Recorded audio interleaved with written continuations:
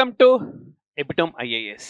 So మన తెలుగు రాష్ట్రాల్లో ఒక అంశము చాలా చాలా చర్చగా ఉన్నది. సో ఏంటి ఆ అంశము అని అడిగితే ఫిరాయింపు, డిఫెక్షన్ అని అంటాం. సో నిజానికి రెండు తెలుగు రాష్ట్రాల్లోనే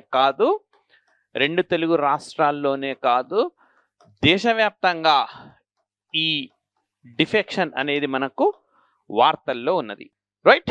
మరి ఈ పర్టికులర్ అంశం నుంచి మనకు క్వశ్చన్స్ ఎట్లా వస్తాయి, రాజ్యాంగంలో దీని ప్రస్తావన మనకు ఎక్కడ ఉంది, ఇలాంటి ఎన్నో అంశాలకు సమాధానమే మనకి సెషన్ అన్నమాట, రైట్?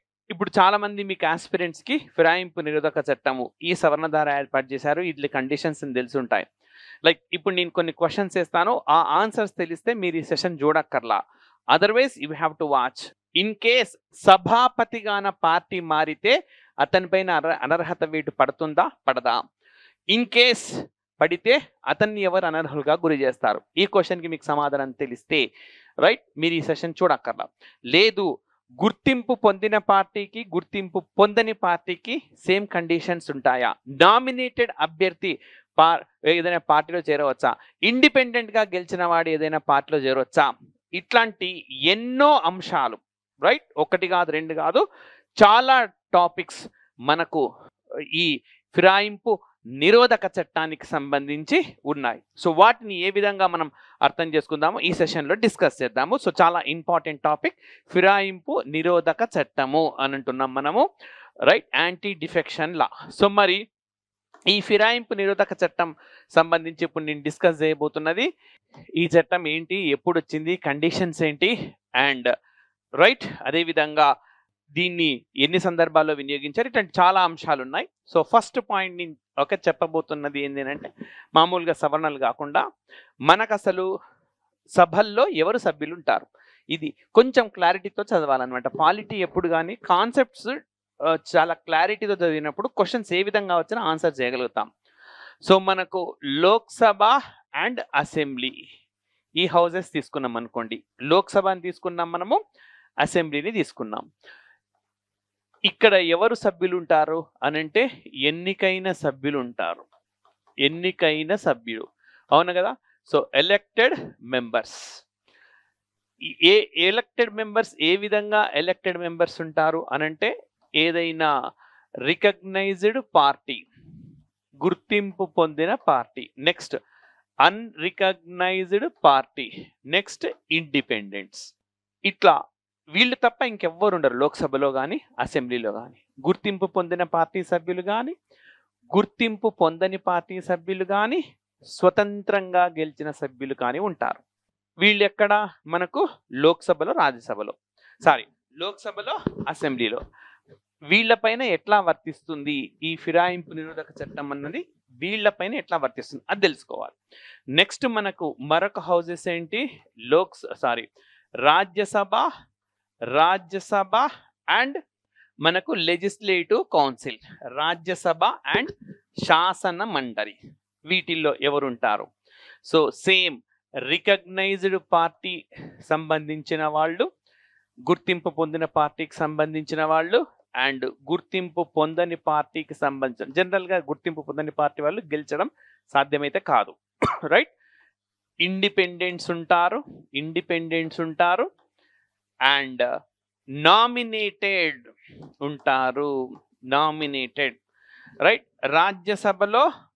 రాజ్యసభకు భారత రాష్ట్రపతి గారు ఆర్టికల్ 80 ప్రకారము 12 మందిని నామినేట్ చేస్తారు. లెజిస్లేటివ్ కౌన్సిల్లో కూడా ఆ లెజిస్లేటివ్ కౌన్సిల్ సంఖ్యను బట్టి గవర్నర్ నామినేట్ చేస్తారు, 160 మెంబర్స్ నామినేట్ చేస్తారనమాట, రైట్? నామినేటెడ్. మరి లోక్సభలో, అసెంబ్లీలో నామినేటెడ్ సభ్యులు ఉండారా అంటే ఒకప్పుడు ఉండేవారు, ఇప్పుడు లేరు. ఎందుకు అనంటే సో అది పొడిగించలేదు, సవరణ ద్వారా ప్రతి సంవత్సరాలు పొడిగిస్తూ వస్తున్నారు, ఇప్పుడు పొడిగించలేదు. దీంతో అక్కడ నామినేట్ సభ్యులు మనకు లేనట్టే. వీళ్ళే కదా ఫిరాయింపు అనేది జరిగితే ఈ సందర్భాల్లోనే జరగాలి. ఎవరెవరికి ఏ విధంగా ఫిరాయింపు వర్తిస్తుంది అనేది తెలుసుకోవాలి. అంతేగాని మనం గుడ్డిగా చదువుకుంటూ పోతే మనం ఎగ్జామినేషన్లో క్వశ్చన్స్ చేయలేం. అంటే మీకు ఓవరాల్గా ఎవరికి ఇది వర్తిస్తుంది అన్నది కంపల్సరీగా ఐడియా ఉండాలి, రైట్? సో మరి ఇప్పుడు మనం ఏం చేద్దామనంటే ఈ చట్టం గురించి అసలు విషయాలు తెలుసుకుందాం. భారత రాజ్యాంగంలో నిజానికి ఫిరాయింపు నిరోధక చట్టం లేదా యాంటీ డిఫెక్షన్ లా అనేది లేనే లేదు. మూల రాజ్యాంగంలో లేదు. మూల రాజ్యాంగంలో పొలిటికల్ పార్టీ లేదా రాజకీయ పార్టీ అన్న పదాన్ని కూడా వాడలేదు. మొట్టమొదటిసారిగా పొలిటికల్ పార్టీ లేదా రాజకీయ పార్టీ అన్న పదాన్ని 52వ రాజ్యాంగ సవరణ చట్టం ద్వారా చేర్చారు. 52nd అమెండ్మెంట్ ద్వారా చేర్చారు. 52nd అమెండ్మెంట్ ద్వారా మనకు ఏమి తీసుకొచ్చినారంటే 10th షెడ్యూల్ని తీసుకొని వచ్చినారు. 10వ షెడ్యూల్ని. సో ఈ 10వ షెడ్యూల్లే ఫిరాయింపు నిరోధక చట్టము.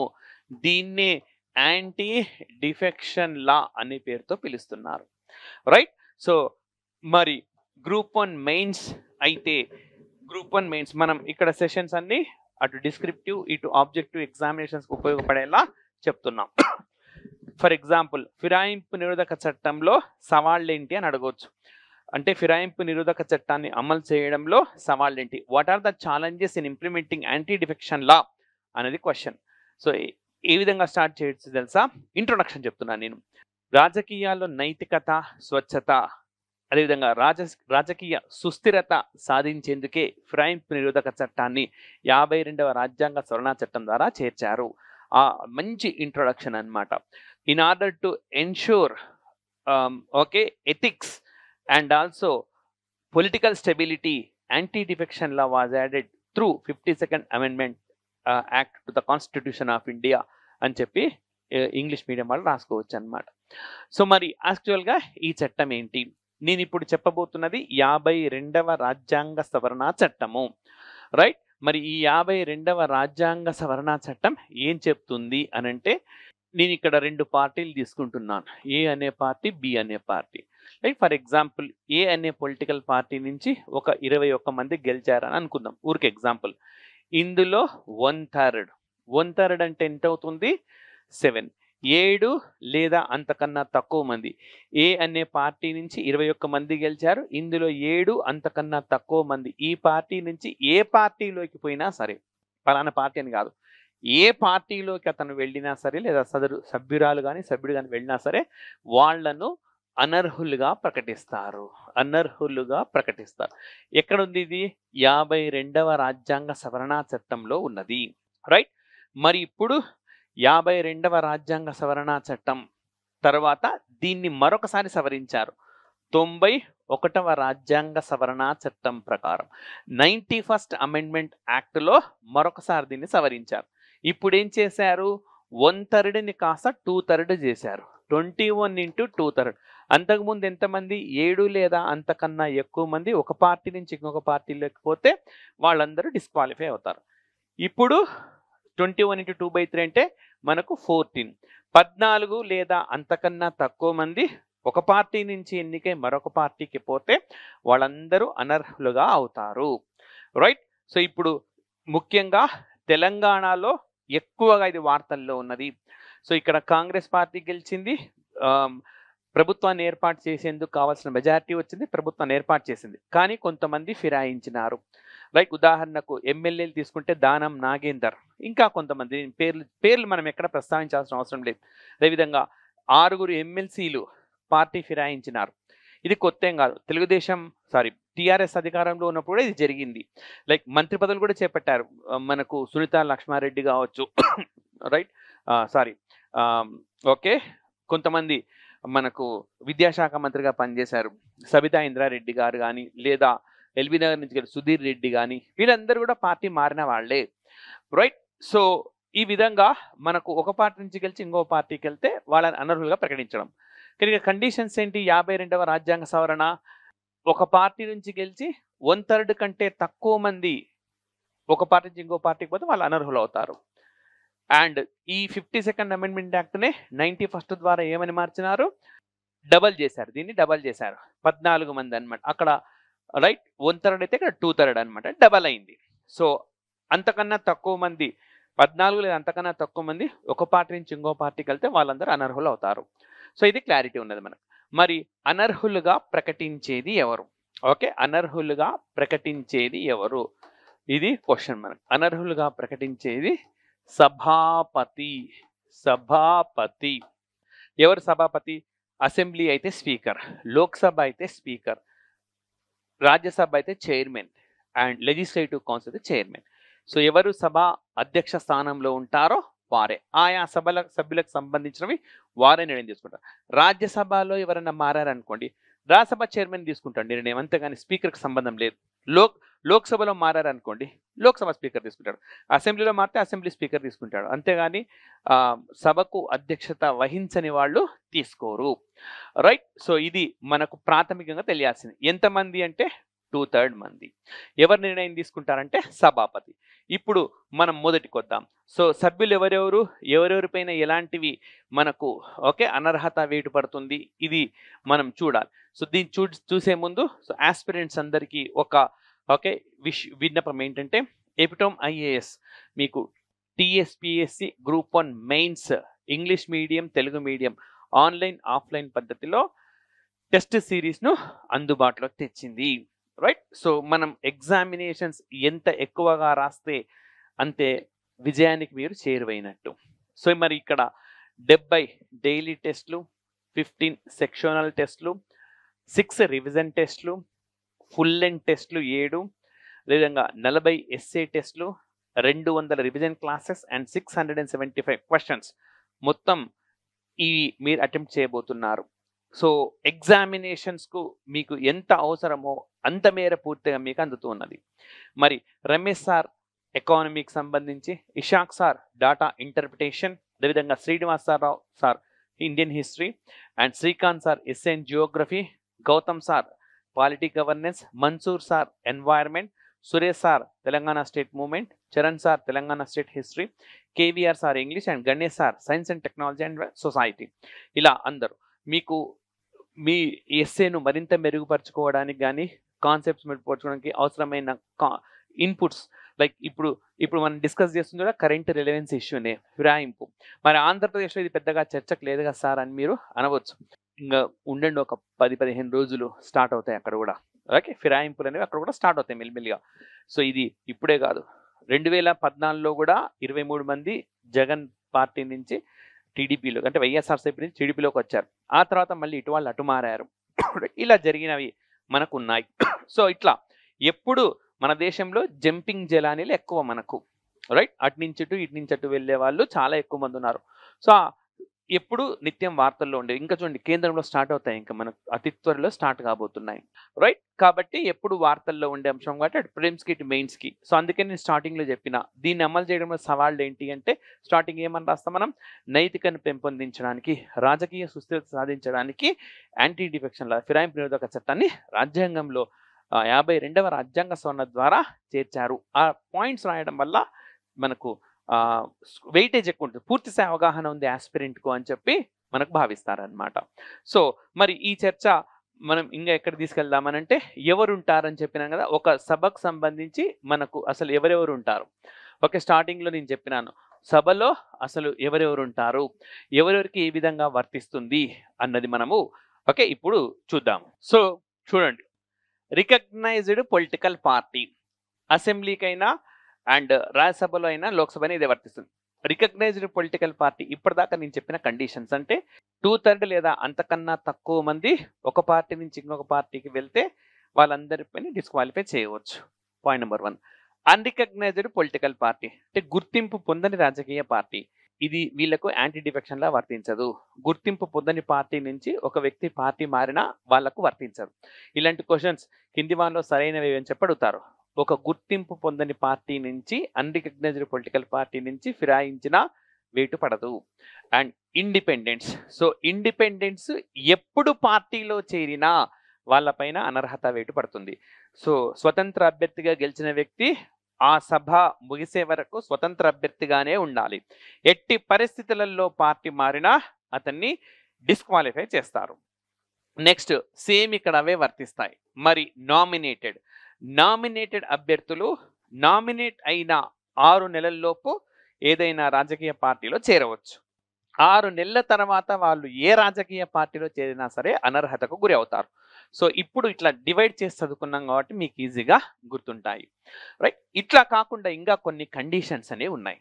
ఉదాహరణకు రికగ్నైజ్డ్ పొలిటికల్ పార్టీస్లో మనకు విప్ ఉంటారు, ప్రతి పార్టీ విప్ జారీ చేసిన ఆదేశాలకు విరుద్ధంగా ప్రవర్తించిన, అంటే చట్టసభలో ఈ బిల్లు వస్తుంది, ఈ బిల్లుకు అనుకూలంగా ఓటు వేయండి అని చెప్తే ఖచ్చితంగా ఆ పార్టీ సభ్యులు దానికి అనుకూలంగా ఓటు వేయాలి. వ్యతిరేకించి ఓటేస్తే అనర్హులకు గురవుతారు. కాకపోతే 15 days టైం ఉంటుంది. ఈ 15 రోజుల్లో వాళ్ళు ఆ పార్టీ అభ్యర్థిని క్షమిస్తే పర్వాలేదు, లేదంటే అనర్హతకు గురవుతారు అన్నమాట. సో ఈ విధంగా విప్ జారీ చేసే సూచనల సందర్భంలో, అదేవిధంగా పార్టీ నుంచి సస్పెండ్కు గురయ్యారనుకోండి, రైట్, అప్పుడు ఒక వ్యక్తి పార్టీకి నుంచి సస్పెండ్ అవుతే అతను అనర్హుడు అవుతాడా కాడా అంటే సుప్రీంకోర్టు దీనికి సంబంధించి కేసులో చెప్పింది. ఆ కేసెస్ కూడా చెప్తాను నేను. సుప్రీంకోర్టు ఏమని తీర్పు చెప్పింది అని అంటే స్వతంత్రంగానే ఉంటాడు, అతను గాన మరొక పార్టీలో జాయిన్ అవుతే సభాపతి నిర్ణయం తీసుకోవచ్చు. సో ఆ విధంగా మనకు కండిషన్స్ అనేవి ఉన్నాయన్నమాట. సో ఇది ఫిరాయింపు నిరోధక చట్టానికి సంబంధించిన అన్ని కండిషన్స్. మరి ఇప్పుడు అసలు స్పీకర్, ఓకే, స్పీకర్ గాన పార్టీ మారితే ఏంటి పరిస్థితి అని అంటే, అప్పుడు సభాపతి కాన ఫిరాయించిన సందర్భంలో మరొక వ్యక్తిని సభ ఎన్నుకున్నాక అతను తీసుకునే నిర్ణయం ఆధారంగా ఇతను అనర్హుడా కాదా తేలుతుంది. రైట్, సో చాలా ఇంపార్టెంట్ అన్నమాట. స్పీకర్ అనర్హుడుగా పార్టీ ఫిరాయించినప్పుడు కింది వానిలో ఎలాంటి పరిస్థితి ఉంటుంది అన్నప్పుడు, అతను పార్టీ మారినప్పుడు మరొక వ్యక్తిని సభాపతిగా ఎన్నుకొని అప్పుడు ఆ కొత్త సభాపతి తీసుకున్న నిర్ణయం మేరకు ఇతని భవితవ్యం ఆధారపడి ఉంటుంది. మరి స్పీకర్ నిర్ణయం తీసుకోలేదనుకోండి ఏమవుతుంది అంటే ఏమీ కాదు. స్పీకర్ నిర్ణయం తీసుకోనంతసేపు ఎవ్వరు కూడా కోర్టుకు వెళ్ళలేరు. లైక్ ఫర్ ఎగ్జాంపుల్, ఇప్పుడు కొంతమంది ఎమ్మెల్యేలు పార్టీ ఫిరాయించారు, రైట్, టిఆర్ఎస్ నుంచి కాంగ్రెస్లోకి వచ్చారు. సభాపతి నిర్ణయం తీసుకున్నాడా ఇంతవరకు అంటే తీసుకోలేదు. సభాపతి నిర్ణయం తీసుకునే వరకు ఎక్కడ కూడా కోర్టుకు వెళ్ళడం సాధ్యం కాదు. సభాపతి నిర్ణయం తీసుకున్నాక వెళ్ళవచ్చా అంటే వెళ్ళవచ్చు, రైట్. ఎందుకు సభాపతి నిర్ణయం తీసుకున్నాక కోర్టుకు వెళ్ళవచ్చు అనంటే 10వ షెడ్యూల్లో ఇచ్చిన కండిషన్స్ని సభాపతి అమలు చేసాడా లేదా పరిశీలించడం కోసం వెళ్ళవచ్చు అన్నమాట, రైట్. ఆ కండిషన్స్ పైన క్వశ్చన్స్ ఎక్కువ వస్తాయి. మన గ్రూప్ 1 గ్రూప్ 2 ఎగ్జామినేషన్స్లో ఫిరాయింపు నిరోధక చట్టం ఏ అమెండ్మెంట్ ద్వారా యాడ్ చేశారు ఇట్లా అడగరు. లైక్ లేదా ఫిరాయింపు నిరోధక చట్టానికి సంబంధించి మొట్టమొదలు ఎవరు డిస్క్వాలిఫై అయ్యారు ఇట్లాంటివి అడిగే అవకాశాలు ఉంటాయి. లేదా స్టేట్మెంట్స్లో కూడా రావచ్చు. గుర్తుపెట్టుకోండి, లాల్ ధౌమా ఫిరాయింపు నిరోధక చట్టంలో భాగంగా మొట్టమొదటిసారి అనర్హతకు గురైన వ్యక్తి లాల్ ధౌమా అనే వ్యక్తి. ఇతను ఎంపీ అన్నమాట. ఇతను అనర్హతకు గురయ్యాడు. విచిత్రం ఏంటంటే తర్వాత ఎమ్మెల్యే కూడా ఆయన డిస్క్వాలిఫై అయ్యాడు. ఇప్పుడు ఇతను ఒక రాష్ట్రానికి ముఖ్యమంత్రిగా ఉన్నారు. లాల్ ధౌమా అనే సదరు వ్యక్తి యాంటీ డిఫెక్షన్ల ప్రకారం మొట్టమొదటిసారిగా డిస్క్వాలిఫై అయిన వ్యక్తి. తర్వాత కాలంలో ఎమ్మెల్యేగా కూడా డిస్క్వాలిఫై అయిన ఈ వ్యక్తి ఇతను ఒక రాష్ట్రానికి ముఖ్యమంత్రిగా ఉన్నాడు. మీకు తెలిస్తే యూట్యూబ్ వేదికగా అతను ఏ రాష్ట్రానికి ముఖ్యమంత్రో ఒకసారి షేర్ చేయండి, మీరు రాయండి, రైట్. సో ఇట్లా సెర్చ్ చేయండి. సెర్చ్ చేయడం వల్ల ఇంట్రెస్ట్ పెరుగుతుంది, మీకు మరింతగా నేర్చుకోవాలన్న ఆలోచన వస్తుంది. సో ఈ విధంగా విడదీసి మీరు నేర్చుకోండి ఎవరికి ఎట్లా అప్లికబిలిటీ ఉంటుంది, రైట్. రికగ్నైజ్డ్ పొలిటికల్ పార్టీ 2/3 కంటే తక్కువైతే డిస్క్వాలిఫై అయిపోతారు. Unrecognised disqualify car. ఇండిపెండెంట్ ఏ పార్టీలో చేరినా డిస్క్వాలిఫై అయిపోతారు. నామినేటెడ్ 6 నెలల్లోపు చేరితే పర్వాలేదు, తర్వాత చేరితే డిస్క్వాలిఫై అవుతారు. That's it, okay. అన్ని కండిషన్స్ మనకు వచ్చేసినాయి, ఓకే. సో మరి ఈ అంశానికి సంబంధించి మనకు కోర్టు కేసులకు సంబంధించి ఏమున్నాయి, కోర్టు కేసుల కంటే ముందు వివిధ కమిటీలు చెప్పిన అంశాలేంటి, ఇది ఒక సవాల్ అన్నమాట. నేను ఆల్రెడీ మీకు చెప్పినాను, సభాపతి నిర్ణయం తీసుకునే వరకు కోర్టుకు వెళ్ళడానికి కుదరదు. ఇప్పుడు ఎగ్జాంపుల్ తెలంగాణ తీసుకోండి. బీఆర్ఎస్కు 39 స్థానాలు ఉన్నాయి. బీఆర్ఎస్కి ఎన్ని స్థానాలు ఉన్నాయండి? 39, రైట్. 39 × 2/3 ఇట్లా తీసుకుంటే 26 మంది పార్టీ ఫిరాయిస్తే, 26 కానీ అంతకన్నా ఎక్కువగానే పార్టీ ఫిరాయిస్తే వీళ్ళను స్పీకర్ కూడా అనర్హుగా ప్రకటించలేడు, రైట్. కానీ 26 కంటే తక్కువైతే స్పీకర్ నిర్ణయం తీసుకోవచ్చు. ఇప్పుడు టీఆర్ఎస్ నుంచి నంబర్ అటు ఇటు ఉండొచ్చు, ఒక 6 మందో 7 మందో ఫిరాయించారు ఇప్పుడు ప్రస్తుతం చెప్తున్నా.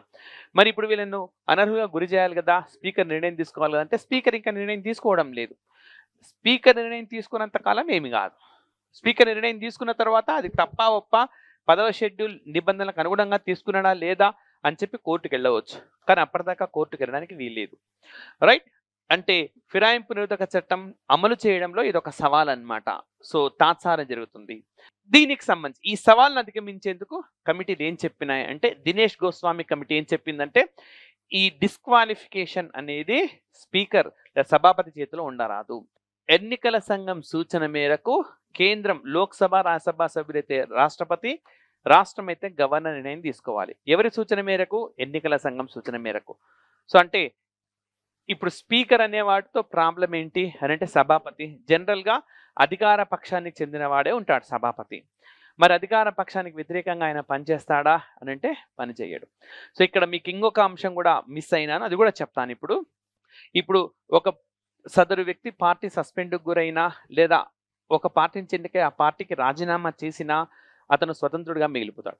మరి స్పీకర్ రాజీనామా చేశాడు అనుకోండి ఆ పార్టీకి, సో ఏం చెప్తుంటే ఒక వ్యక్తి స్పీకర్ అయ్యాడు, స్పీకర్ అయిన ఆ వ్యక్తి తన పార్టీకి రాజీనామా చేశాడు అనుకోండి, అప్పుడు అనర్హుడు అవుతాడంటే కాడు. Right. So speaker in case తన పార్టీకి రాజీనామా చేస్తే ఎన్నికైన తర్వాత, స్పీకర్గా ఎన్నికైన తర్వాత అతని సభ్యత్వం రద్దు కాదు. అట్లాంటి క్వశ్చన్స్ ఇస్తాడు. If the elected member has been elected as a speaker, then if he resigns for his party, will he be disqualified అంటారు. అది కాడు. రైట్. స్పీకర్గా ఎన్నికైన వ్యక్తి తన సొంత పార్టీకి రాజీనామా చేస్తే అనర్హుడు కాడు. రైట్. ఇది మంచిదా అంటే చాలా మంచిది. నైతికత, ఎందుకనంటే తన పార్టీకి అనుకూలంగా కాకుండా ఆయన ఒక న్యూట్రల్ వ్యక్తిగా, అందరికీ సమానంగా అవకాశం ఇచ్చే వ్యక్తిగా, ప్రతిపక్షాల గొంతు నొక్కేయకుండా వాళ్ళకు కూడా సమాన అవకాశం ఇచ్చి ఒక ప్రజాస్వామ్య విలువను కాపాడడానికి, నైతిక విలువలు పెంపొందించడానికి స్పీకర్ ఆ నిర్ణయం తీసుకున్నాడు. అది మంచిది. రైట్. సో మరి అతను స్పీకర్గా ఉన్నాడు, తన సొంత పార్టీకి రాజీనామా చేసినాడు అండ్ మంచిగా సభ నిర్వహించాడు. ఒక 2 సంవత్సరాల తర్వాత క్యాబినెట్ రీషఫిల్ చేశారనుకోండి, ఇప్పుడు ఈ స్పీకర్ సదరు వ్యక్తిని ఆ ప్రభుత్వాధినేత ముఖ్యమంత్రి, ప్రధానమంత్రి ఈయన్ని మంత్రివర్గంలోకి తీసుకున్నారనుకోండి, ఇతను మంత్రి అయ్యాడు అనుకోండి, అప్పుడు పార్టీలో చేరితే అనర్హుడిగా గురవుతాడు అంటే కాడు. ఎందుకు కాడు అనంటే నైతికత పెంపొందించడం కోసం పార్టీకి రాజీనామా చేశాడు, పార్టీ అవసరాల కోసం మళ్ళీ పార్టీలో చేరి మంత్రి అయ్యాడు, కాబట్టి ఆ సందర్భంలో స్పీకర్ అనర్హుడు కాడు. రైట్. కింద పేర్కొన్న ఏ సందర్భంలో స్పీకర్ అనర్హుడు కాడు అని చెప్పి క్వశ్చన్ వస్తుంది మనకి. కాబట్టి పాలిటీలో మనము కాన్సెప్చువల్ క్లారిటీ అనేది ఉండాలి. రెండోది ఏంటంటే ప్రతి కేస్ ఒక పదవికి సంబంధించి అన్ని రకాల కోణాల్లో అవగాహన ఉన్నప్పుడు మాత్రమే ఆన్సర్ చేయగలుగుతాం. రైట్. మాక్సిమం స్కోర్ అక్కడే వస్తుంది మనకు. సో దినేష్ గోస్వామి కమిటీ అది చెప్పింది. హలీం కమిటీ ఏం చెప్పింది? Voluntarily quitting from party membership should be define clearly. యాక్చువల్గా ఒక వ్యక్తి స్వచ్ఛందంగా తన పార్టీ పదవికి వదులుకోవడం, పార్టీకి రాజీనామా చేయడం అన్నది ఎక్కడా నిర్వచనం లేదు. ముందు దాన్ని నిర్వచించండి అని చెప్పి సూచించిన కమిటీ ఏంటంటే హలీం కమిటీ. మరి విశ్వనాథన్ వర్సెస్ తమిళనాడు స్పీకర్ ఈ కేసులో ఏం చెప్పిందంటే, if a party member is suspended then he would be an independent. Already చెప్పినాను, ఒక పార్టీ సభ్యుడు సస్పెండ్ అయితే తమ పార్టీ నుంచి అతను సభ్యుడిగా ఉంటే అతను స్వతంత్ర అభ్యర్థిగా ఉంటాడు. ఫర్ ఎగ్జాంపుల్ మనకు గడిచిన 17వ లోక్సభలో వైఎస్ఆర్సీపీకి చెందిన త్రిబులార్ ఉంటాడు కదా, రఘురామకృష్ణరాజు, సస్పెన్షన్కి గురైనాడు పార్టీ నుంచి, స్వతంత్రుడిగానే ఉన్నాడు. ఆయన కానీ ఏ పార్టీలో చేరితే ఆయన సస్పెండ్కి గురవుతాడు అనమాట.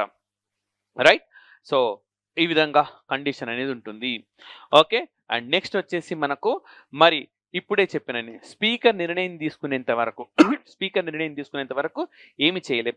ఇప్పుడు తెలంగాణలో ఒక 6 మంది 7 మంది బీఆర్ఎస్ ఎమ్మెల్యేలు కాంగ్రెస్ చేరారు. స్పీకర్ నిర్ణయం తీసుకునేంత వరకు ఏమి చేయలేం.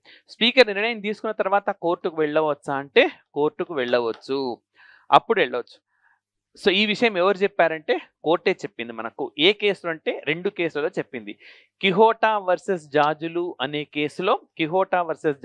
కేసులో, రెండవది వచ్చేసి రాజేంద్ర సింగ్ వర్సెస్ స్వామి ప్రసాద్ కేసు. 2 కేసులలో చెప్పింది. సభాపతి నిర్ణయం తీసుకునే వరకు మనం ఏం చేయలేం, కానీ ఒకసారి సభాపతి నిర్ణయం తీసుకున్న తర్వాత ఖచ్చితంగా మనం కోర్టుకు రావచ్చు. అది 10వ షెడ్యూల్లో చెప్పిన నియమావళి ప్రకారం అమలైందా లేదా న్యాయస్థానం సమీక్షించవచ్చు. ఆర్టికల్ 13 ప్రకారము ఆ నిర్ణయాన్ని సమీక్షించే హక్కు న్యాయ వ్యవస్థకు ఉంది అని చెప్పి కిహోటా వర్సెస్ జాజులు, రాజేంద్ర సింగ్ వర్సెస్ స్వామి ప్రసాద్ కేసులో కోర్టు చెప్పింది. మరి Ravi S Naik versus government of India ఏం చెప్పింది అంటే, స్వచ్ఛందంగా ఒక పార్టీ సభ్యత్వాన్ని వదులుకోవడము, రైట్, రాజీనామా చేయడం ఒకటి కాదు, అవి భిన్నమైనవి, అవి వేరు అని చెప్పి మనకు ఈ Ravi Naik versus government of India కేసులో కోర్టు పేర్కొంది. సో కేసులు బాగా ఇంపార్టెంట్ అన్నమాట. మనకు కేవలం ఇదొక షెడ్యూల్ మాత్రమే కాదు, అన్ని షెడ్యూల్స్కి సంబంధించి కేసులు కానీ ఇలాంటి క్లారిటీగా అంశాలు ఎక్కడెక్కడ ఏ విధంగా వర్తిస్తాయని కానీ మనం చదువుకోవాల్సి ఉంటుంది. రైట్. సో ఇది ఒక కరెంట్ ఇష్యూ, కరెంట్ పాలిటీని డిస్కస్ చేసినాం. మరి ఇతర current issues relevance to the polity లాంటివన్నీ కూడా నెక్స్ట్ సెషన్లో మనం డిస్కస్ చేద్దాం. Thank you very much.